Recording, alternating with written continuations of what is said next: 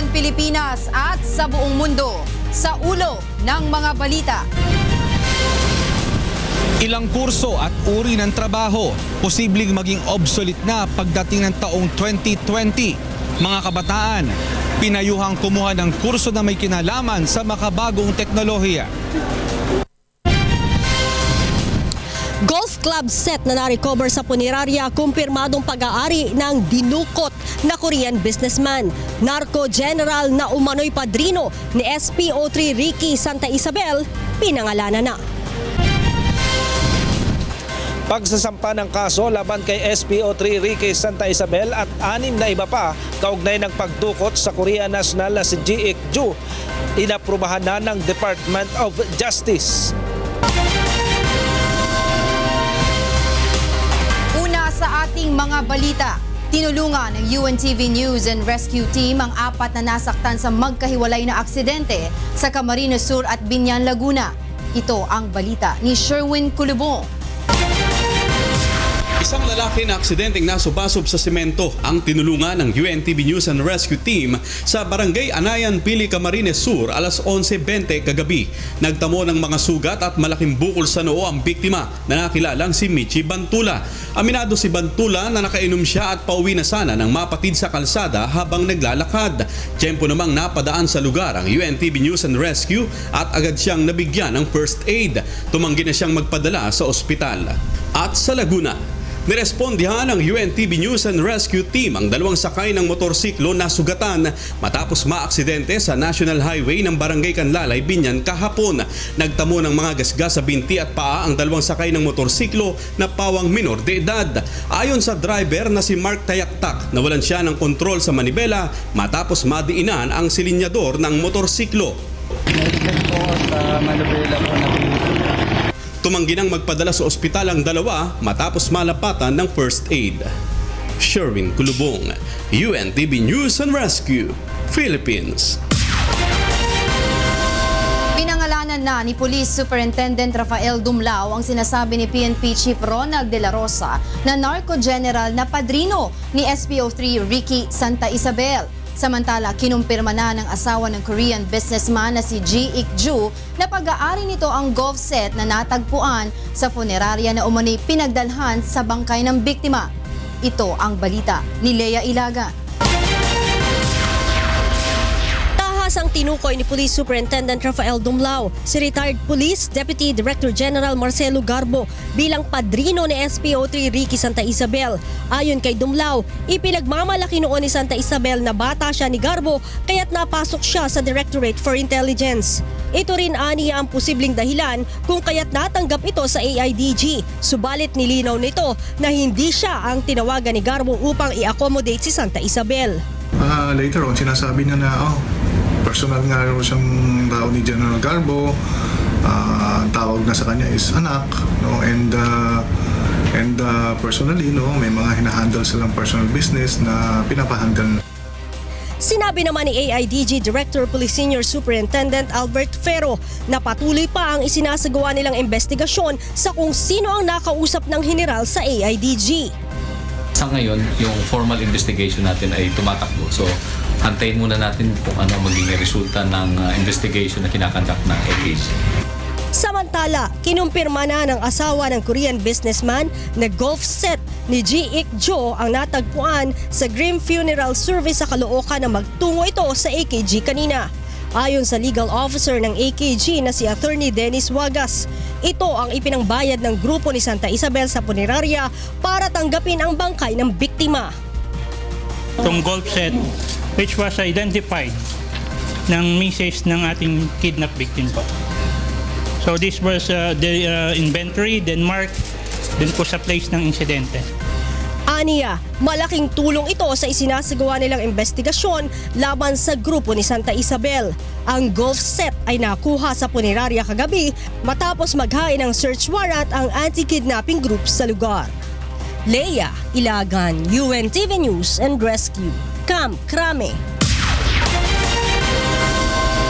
Tutol si Philippine National Police Chief Ronald Bato de la Rosa na gawing state witness si SPO3 Ricky Santa Isabel na sangkot sa pagdukot at pagpatay sa Korean businessman na si Ji Ik-ju. Sa isang press conference sa Malacanang, humingi ng paumanhin si General de la Rosa sa pagkakasangkot ng mga pulis sa kaso. Aniya hinagbis at pagkamuhi ang nararamdaman niya sa mga tiwaling tauhan ng pulisya na sangkot sa naturang krimen. Very angry, very offended, and kung pwede lang, matunaw na ako ngayon sa kinalagyan ko, sa hiya. Sa hiya. And it happened sa loob ng Camp Crame. Kinuha nila doon sa Caloocan, dinala doon sa loob ng Camp Crame at doon pinatay. Kung pwede lang, matunaw na ako ngayon sa hiya. Hiya ako. Nakilala na ang may-ari ng purinarya na pinagdalhan ng labi ng Korean businessman na si Ji Ik-ju, ngunit posible umanong nakalis na ito ng bansa ngayon. Itong balita ni Grace Casin.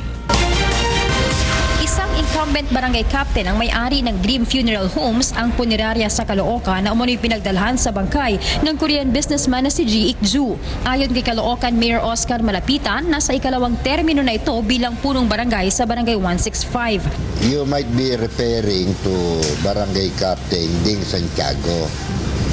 He is an incumbent barangay captain of Barangay 165. Isa umanong dating pulis sa Caloocan si Santiago at nadestino sa Northern Police District. Base umano sa kwento ng mga dating pulis na nakasama nito sa trabaho, matagal nang magkakilala sina SPO3 Ricky Santa Isabel at Santiago. According doon sa mga lumang pulis sa Caloocan, mga nakasama niya raw yan sa district. Kinumpirma rin ng alkalde na nakaalis na ng bansa si Santiago noon pang January 8. Buwan anya ng Disyembre na mag-file ito ng leave upang bisitahin umano ang kanyang mga kaanak sa Canada hanggang February 8. Sinabi pa ni Mayor Malapitan na sa kasalukuyan ay hindi pa sila nagsasagawa ng anumang investigasyon dahil wala pang formal na kasong nakasampa laban kay Santiago. Sa kabila nito, tiniyak naman niyang handa silang makipagtulungan sa investigasyon na isinasagawa ng Philippine National Police sa insidente. Grace Casin, UNTV News and Rescue, Quezon City. Muling tinuligsa ni Pangulong Rodrigo Duterte ang mga kritiko ng anti-drug campaign ng pamahalaan at mga akusasyon ng extrajudicial killing sa bansa. Mula sa Malacanang, ito ang balita ni Rosalie Coz, live. Yes, Rosalie. Magandang gabi, Monica. Matindi ang ginawang pagkwestiyon ni Pangulong Rodrigo Duterte sa mga kritiko ng kanyang anti-drug war. Partikular na nga dito ang simbahang Katoliko. Ayon sa Pangulo, matindi ang suliraning kinakaharap ng bansa hinggil sa iligal na droga. Subalit sa halip-an niya na tumulong ang simbahang Katoliko sa pagsugpo nito ay inaakusahan pa ang pamahalaan ng extrajudicial killings. Tanong ng Pangulo, bakit hindi ginagamit ng simbahang Katoliko ang pondo nito sa pagtulong sa mga mahihirap? Meron ba kayong isang bahay lang baski 5 kwarto para rehab? Anong ginawa ninyo, simbahan ninyo? Bibilang kayo ng pera instead of going around the neighborhoods explaining to the people why they should not be in that industry because they will die. Dagdag pa ni Pangulong Duterte, kung nais naman ng mga paring Katoliko na matapos ang mga drug-related killing sa bansa, dapat na pangaralan ng mga pari ang kanilang mga miyembro dahil karamihan ng mga involved sa iligal na droga sa bansa ay mga Katoliko. Ginawa ng Pangulo ang pahayag ng pangunahan nito ang panunumpa ng 75 opisyal ng Philippine National Police sa Malacanang kaninang hapon. Sa uli, muli itong nagbigay ng garantiya sa mga opisyal ng pulisya na kung gagampanan ng katungkulan ay susuportahan niya ang mga ito at ipagtatanggol. Monica, samantala sa ibang usapin naman kasabay ng nalalapit na paggunita sa ikalawang taon ng madugong Mama Sapano incident ay sinabi ni Pangulong Duterte na meron siyang isang question na nais niyang itanong ay kung bakit noong araw ng Mama Sapano clash ay hindi agad nagbigay ng rescue or ng air assets para mailigtas ang mga tauhan ng pulisya na rumoresponde sa araw na yon. At sa mga darating na pagkakataon ay nais na rin kausapin ang mga naulilang pamilya ng mga SAF trooper at bigyan ng kaunting tulong. Yan muna ang latest live mula rito sa Malacanang. Balik sa'yo sa studio. Maraming salamat, Rosary Cos, live na nag-uulat mula sa Malacanang. Iginiit ni Solicitor General Jose Calida na may karapatan ng Pangulo na magdeklara ng martial law kung mayroon itong nakikitang seryosong banta ng panganib sa bansa. Ito ang balita ni Bernardadis. Sinang-ayunan ng Office of the Solicitor General ang pahayag ni Pangulong Rodrigo Duterte na hindi siya magdadalawang isip na magdeklara ng martial law sakaling malagay sa peligro ang sitwasyon ng bansa. Ayon kay Solgen Jose Calida, tungkulin ng Pangulo ng bansa na pangalagaan at protektahan ang bansa at ang mamamayan sa oras na malagay ito sa peligro. A president to do something for his country when it is already on the throes of danger. In other words, somebody has to be responsible. Somebody has to stand for the Philippines. Ipinaliwanag pa ni Solgen Calida na maaari ring magdeklara ang Pangulo ng martial law sa mga pagkakataon bukod sa itinatakda ng konstitusyon tulad ng invasion at rebellion. Cannot put the president in a box and tell him you only do these things.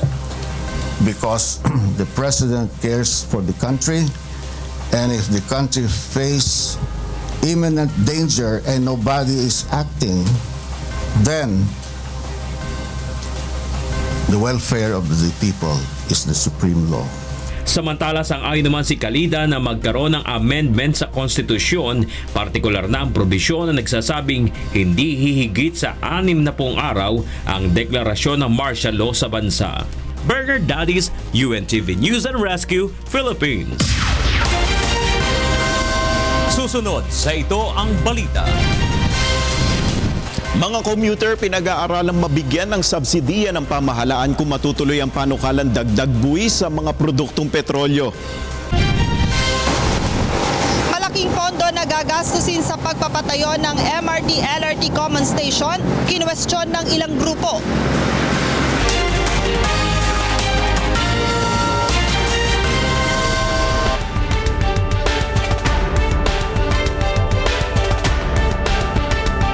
Shame campaign, ginawa nyo ba sa Marikina? Wala naman kayong pinarada di ba? Yan ang pinakamalaking instrumento na magagamit ng sino mang namumuno sa Pilipinas sa ngayon, yung hiya. Sabi nila, sa Congress daw, marami walang hiya. Pumunta ka pa sa Congress.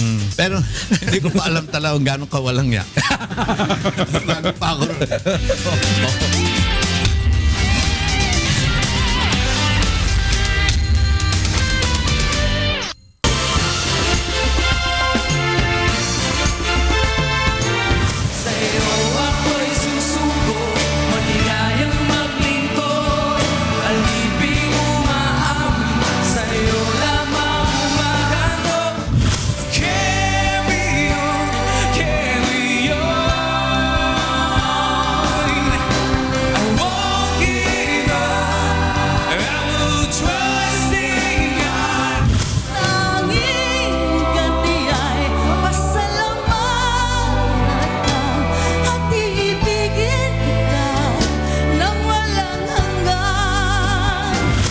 Salamat.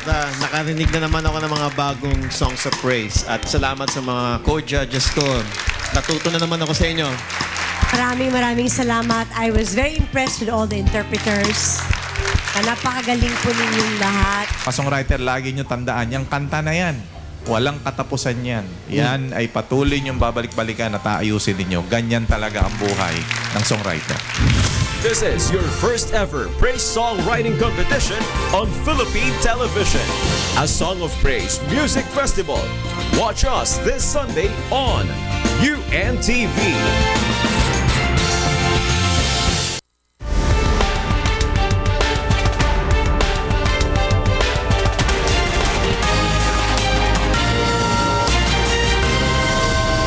Kasabay ng Isinusulong na panukalang pagpapababa sa personal income tax rate at dagdag na excise tax sa mga produktong petrolyo, naniniwala ang ilang mambabatas na dapat maisulong na rin ang pagbibigay ng subsidiya sa mga commuter na tiyak na maaapektuhan ng bagong sistema ng pagbubuwis.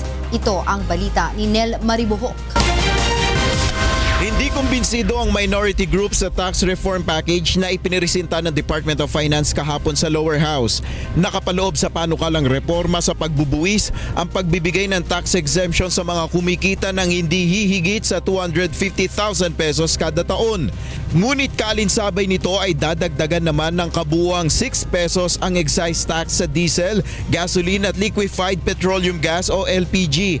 Ayon kay House Deputy Minority Leader at ako Bicol Representative Alfredo Garbin, kung sakaling maipapasa ito sa Kongreso ay dapat maisulong rin ang pagbibigay ng subsidiya sa mga commuter na direktang tatamaan ng dagdag buwis sa produktong petrolyo. Ang pampalubag loob nila dito is a targeted subsidies with the same structure as the 4Ps. Nangangamba naman ang mambabatas na mahihirapang makapasa ang panukalang tax reform package ng administrasyon sa lower house.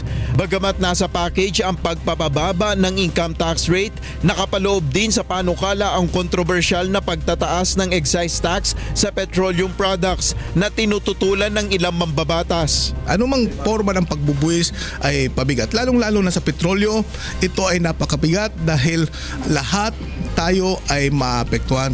Ang nakakatawan nitong tax reform package ay lumalabas na pumapabor pa mismo sa mga malalaking negosyante.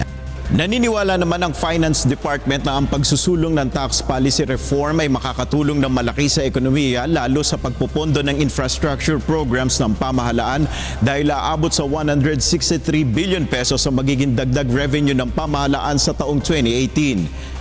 Nel Maribuhok, UNTV News and Rescue, House of Representatives. Kinwestiyon ng ilang grupo ang mas malaking pondo na gagastusin ng pamahalaan para sa pagpapatayo ng common station na magdurugtong sa 3 railway system sa bansa. Ito ang balita ni Joan Nano. Hindi tututulan ng grupong Bagong Alyansang Makabayan ang pagtatayo ng common station na mag-uugnay sa LRT1, MRT3 at ang itatayong MRT7. Subalit isang malaking kwestiyon para sa grupo ang umano'y labis na pondo na gagastusin ng pamahalaan sa proyekto. Mula sa orihinal na 780 million pesos budget ng common station, tumaas ito ng nasa 2.8 billion pesos base sa bagong bersyon ng kasunduan na pinirmahan kahapon. Ayon kay Bayan Secretary General Renato Reyes, mas makabubuti aniya kung susundin na lamang ang orihinal na lokasyon na pagtatayuan ng proyekto kung saan mas makakatipid sana ang gobyerno. Dahil sa paglipat ng lokasyon, magmamahal yung gastos. No? Maglalaki ang papasinin ng taxpayers. Batay sa naunang plano, itatayo ang common station sa tabi ng SM Annex at hindi sa pagitan ng SM North EDSA at Trinoma Mall. Bagaman may ilang mga bagay nga ang ipinupunto sa nasabing proyekto, umaasa naman ang mga commuter na magdadala ito ng malaking ginhawa sa araw-araw na pagbiyahe dito sa Metro Manila. Tulad na lamang nila Mang Mario at Mang Felix na kapwa nagtatrabaho bilang mga messenger sa Maynila. Anila mas magiging kumbinyente ang magpalipat-lipat sa LRT at MRT kung maitatayo na ang common station. Pag dito sa EDSA lang, marami ng mga jeep, mga bus, motor, sari-sari na ang mga dumadaan dito. Kaya nagiging cause ng traffic. Kaya pag naglagay sila ng sa taas, mas maganda siguro yung convenient yung pag-commute. Maganda kasi hindi ka na lalayo pa, di ba? Kung common station na ito, dito na nagdudugtong lahat. Mas maganda. Madali na lang lumipat. Sa ngayon ay binubuo pa ng Department of Transportation ang engineering design ng common station na inaasahang masisimulan sa December 2017. Joan Nano, UNTV News and Rescue, Quezon City. Aprobado na ng Department of Education ang pagkakaloob ng mahigit sa 900 billion pesos hardship allowance para sa mga gurong nakadestino sa mahihirap na lugar at sitwasyon. Itong balita ni Aga Kaakbay. Inaprubahan na ng pamahalaan ang pagkakaloob ng Special Hardship Allowance ng mga guro. Sa isang press briefing sa Malacanang, sinabi ni Presidential Spokesperson Ernesto Abella na noong January 18 pa naaprubahan ang proyekto ng Department of Education. The Department of Education is set to release 977 million hardship allowance for teachers. After the Department of Education, Secretary Lingling Briones approved on Wednesday, January 18. Ang Special Hardship Allowance o SHA ay ibibigay sa mga gurong may hawak na multi-grade o mahigit sa 2 klase, mobile at mga nagtuturo sa Alternative Learning System programs. Sakop ng pondong ito ang kulang 15,000 paaralan kung saan nakatalaga ang mga guro sa hardship post. At may multi-grade classes samantalang higit 2,000 naman para sa mga community at mobile learning centers. Ang mga paaralang ito ay may transport inaccessibility at nakararanas ng kahirapan dahil sa mga kalamidad at armed conflicts. Matagal nang hinihingi ni Secretary Briones sa Department of Budget and Management ang nasabing allowance para sa kompensasyon ng mga guro na nasa mahihirap na sitwasyon. Computation of the allowance for multi-grade, mobile and ALS coordinators are based on the number of classes or learning levels that the teachers handle. Aga Kaakbay, UNTV News and Rescue, Malacanang.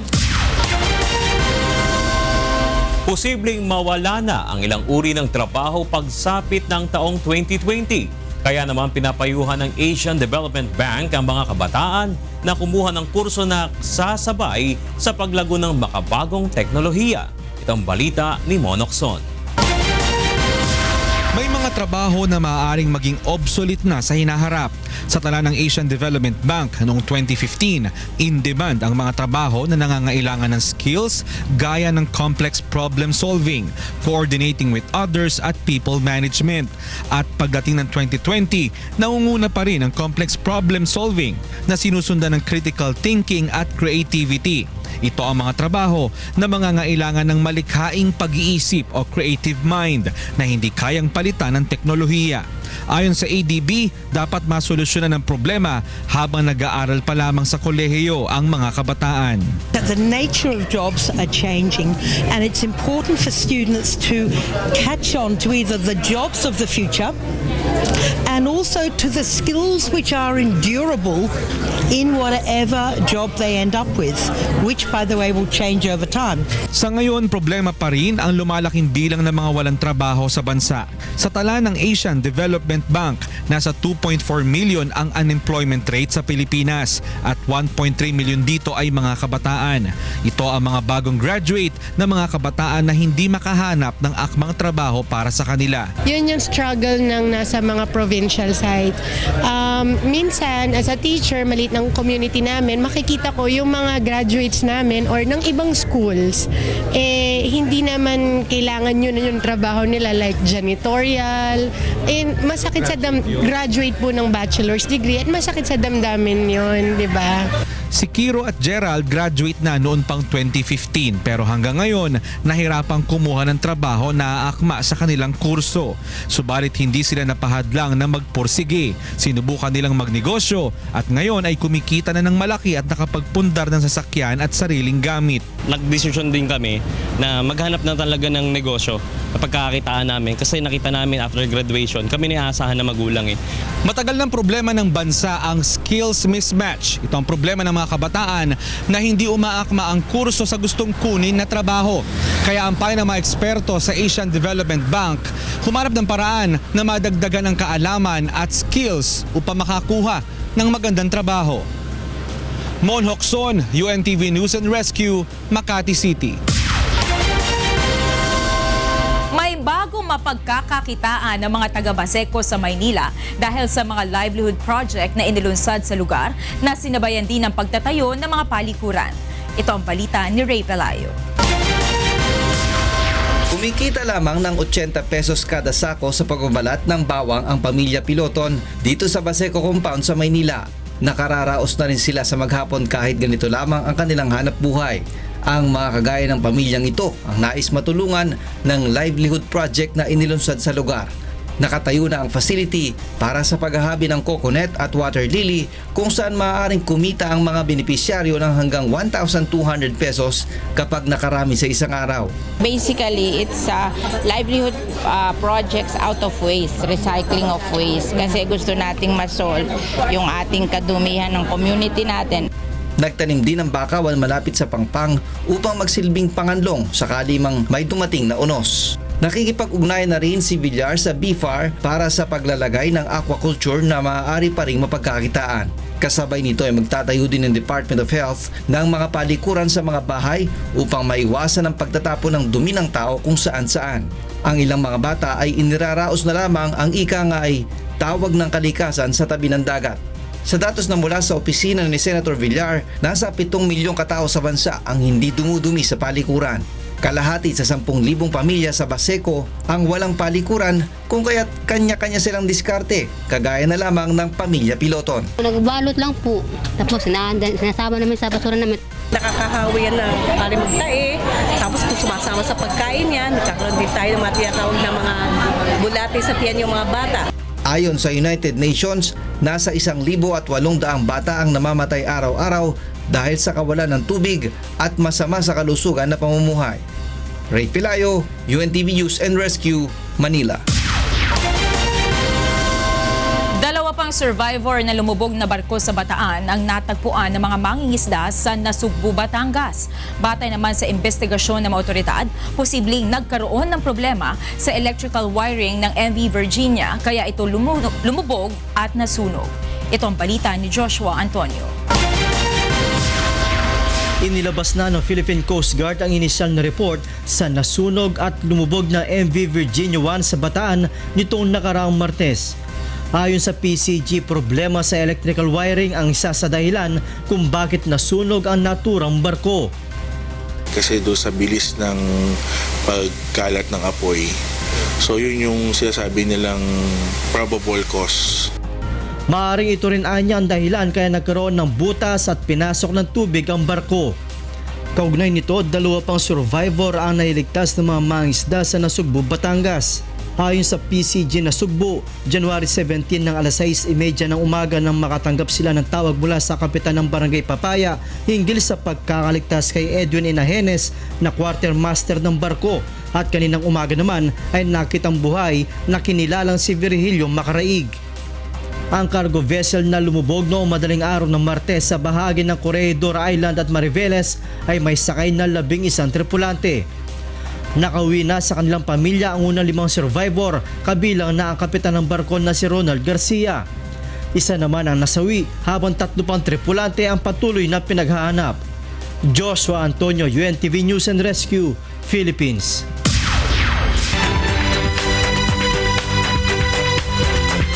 At karing kay katamo balitang promdi.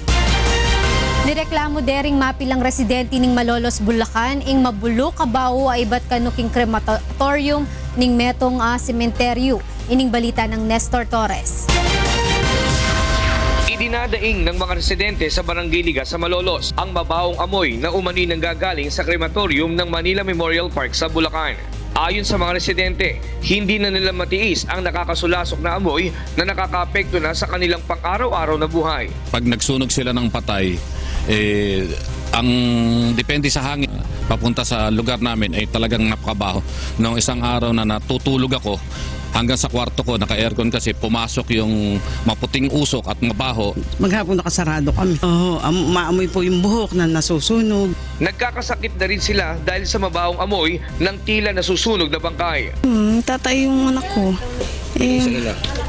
Mabaho para sa akin. Kasi sa yun mayaan natin yan, masisingot.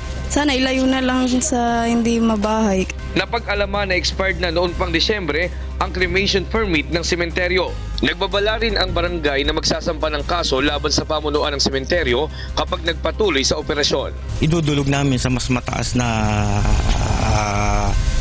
kapulungan o maghahain kami ng reklamo para maitigil yung kanilang operasyon. Tumanggi munang magbigay ng pahayag ang pamunuan ng Manila Memorial, subalit nangako silang aayusin ang permit at crematory upang wag nang makaabala sa iba ang kanilang operasyon. Nestor Torres, UNTV News and Rescue, Bulacan. At Tatlong 60mm mortar vintage bomb ing ikit dareng 4 construction workers sa gagawang expansion king Rural Health Unit king Nagcarlan, Laguna, Napod. Agpangkareng otoridad at inlapang kapasidad a sumabog deng bomba a posibleng mekutkut king lugar anya pang panahon ning World War II. Kasalukuyang at king pamaningat dareng bomb squad king Camp Vicente Lim Canluban ding vintage bomb. Maglagelang police detachment king Siromon Island panubigan sa Zamboanga City nung nukarin lapete ding 8 mamalakaya anyang January 9. Ining report ng Dante Amento. Yaase ocular inspection el Zamboanga City Police na mag-aisla incluwi na Ciudad del Semana Pasao. Incluido ya bisita na Isla de Siromon si donde ya sucede el matanza del 8 pescador del enero 9. Asigon con ZCPO Director Police Senior Superintendent Luisito Magnaye ay planta sila police detachment na isla como proteksyon del mga pescador na Vega Aki. In inspections with our regional director with the different islands, including the 11 islands, and we are planning to put up a detachment in Solomon Island. We will be materializing that within this month. Takre el policía que por medio con este ay previne el caso de extorsión con mga pescador que takay na matanza si Hende Dale. Junto con el PNP, el Philippine Navy na bisyando na mga isla si ay realiza el proposito anti-piracy program de Ciudad de Zamboanga. I borrowed one motorized pump boat to be used by the prisoners who will be assigned there. And this deployment will be on a weekly rotational basis. Actualmente ya pone 156.25 millones de pesos el gobierno local para na seguridad más alto na 124.89 millones de pesos del 2016. Dante Amento, UNE TV Noticias y Rescate, Ciudad de Zamboanga. At yan kay katamong balita, bating miyayaliwang lugar king kay katamong bansa. Ako'y Frima Salonga Gloria, Maya Pabeng.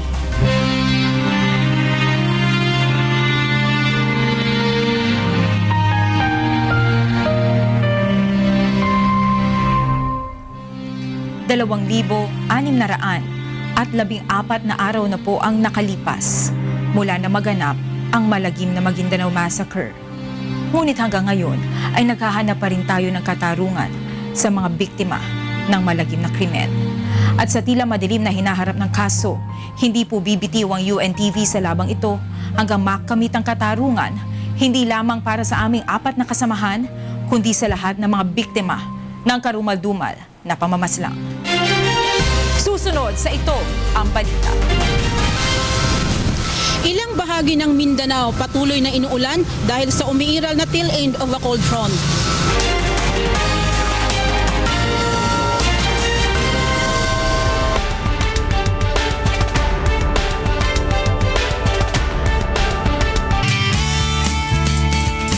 Do you experience severe pain in your head?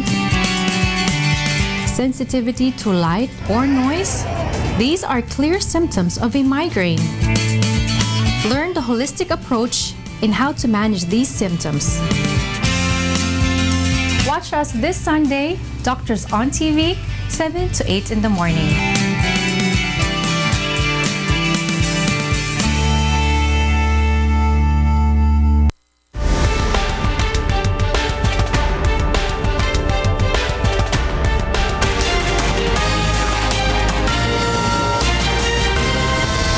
Nakataas na ang alerto sa iba't ibang bahagi ng Mindanao dahil sa patuloy na mararanas ang pag-ulan dala ng tail end of the cold front.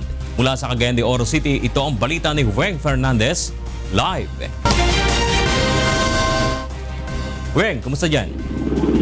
Yes, Bernard, maayong gabi.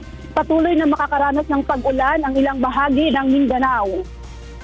Sa inilabas na babala ng Pag-asa, pinapayuhan nito ang mga residente na nakatira sa mababang lugar na magsilikas na dahil sa ilang oras sa pagbuhos ng ulan.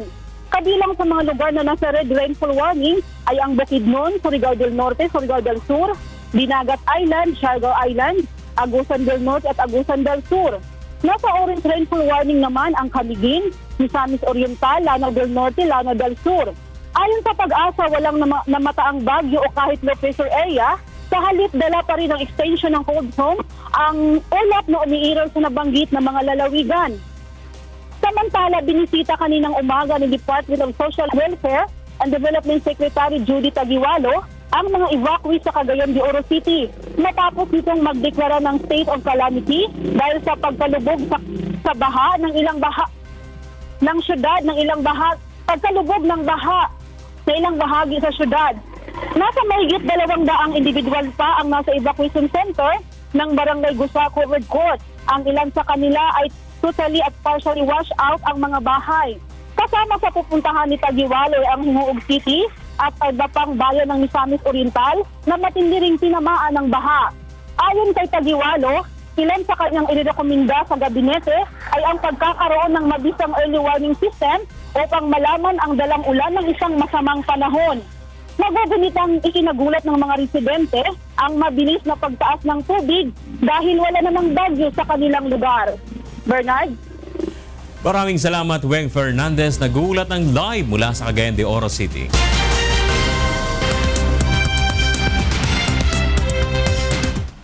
And for the news abroad, rescuers worked to free 7 miners trapped for 2 days in a tunnel covered by a landslide in southern Peru. Aldrin Solibet reports. Los rescatadores duramente trabajaron para salvar los 7 mineros atrapados por 2 días en un túnel tapado por el derrumbe en el sur de Perú. Un minero logró escapar en el martes temprano, pero los trabajadores de emergencia no han sido notificados del incidente hasta la tarde de martes de la noche.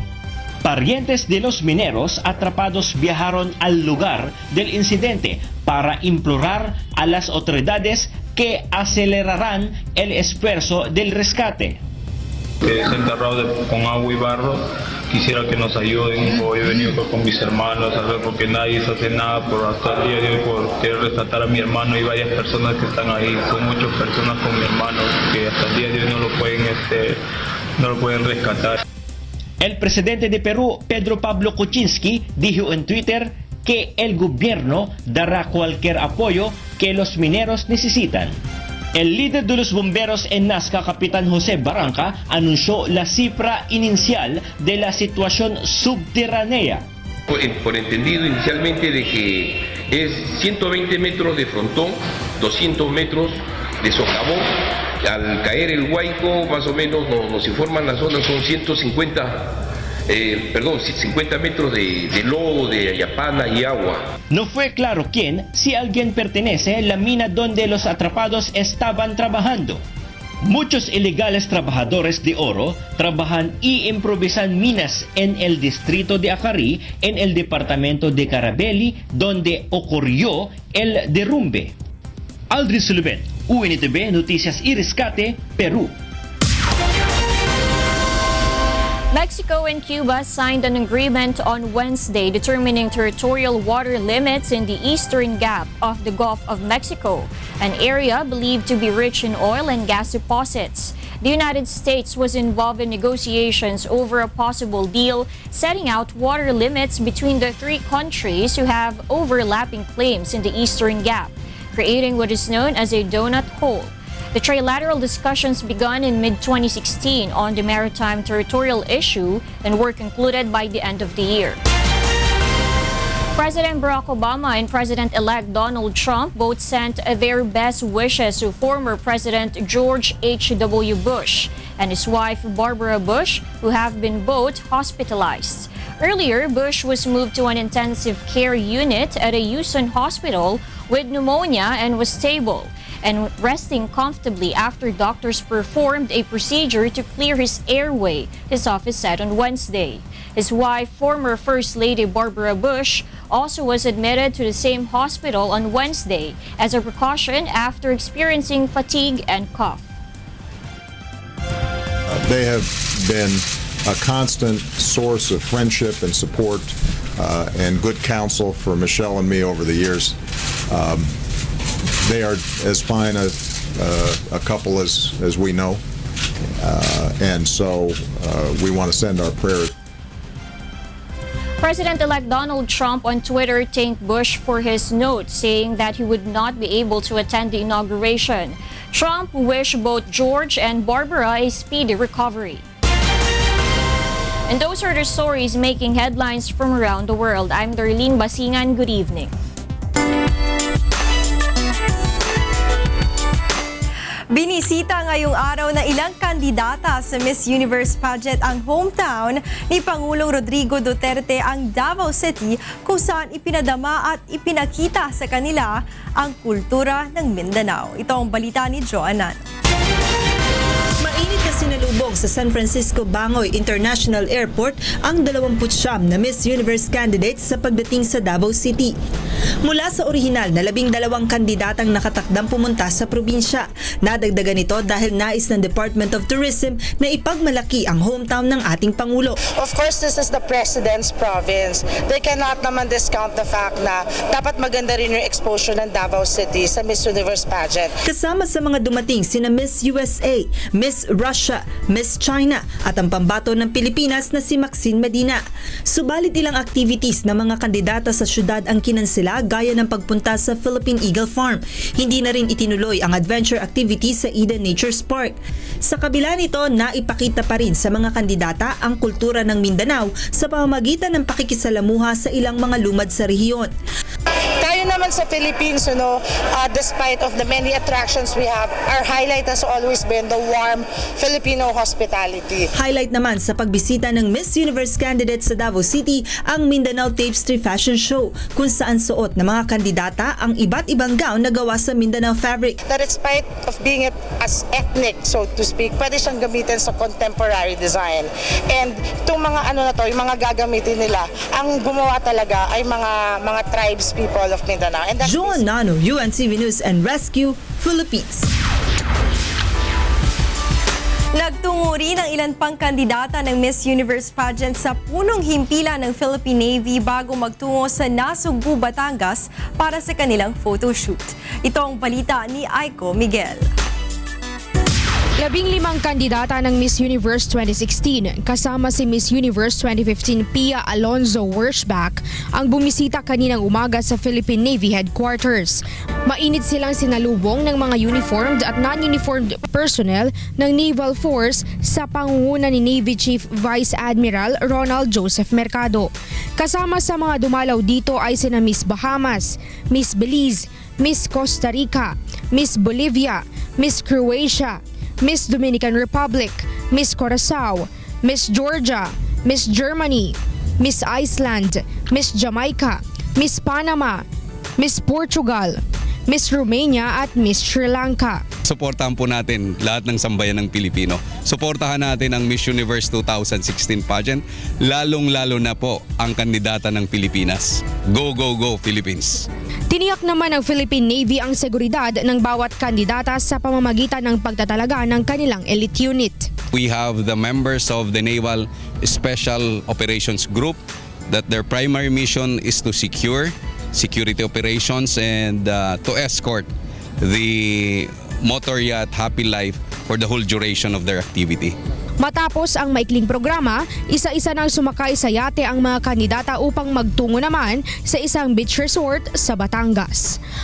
Aiko Miguel, UNTV News and Rescue, Pasay City.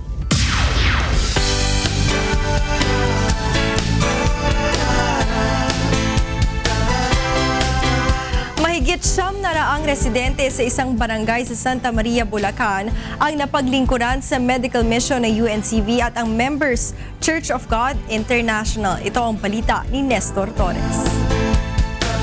Baka sa mukha ang kasiyahan ng 70 anyos na si Lola Leticia Malyari, residente ng San Vicente, Santa Maria, Bulacan, nang mabigyan siya ng libreng salamin sa isinagawang medical mission ng UNTV at Members Church of God International. Ayon kay Lola Leticia, 1 taon na rin kasing nanlalabo ang kanyang mga mata dahil na rin sa katandaan, kung kaya nahihirapan na siyang makakita at makapagbasa. Ngunit dahil sa kakapusan sa pera ay hindi niya magawang makabili ng salamin.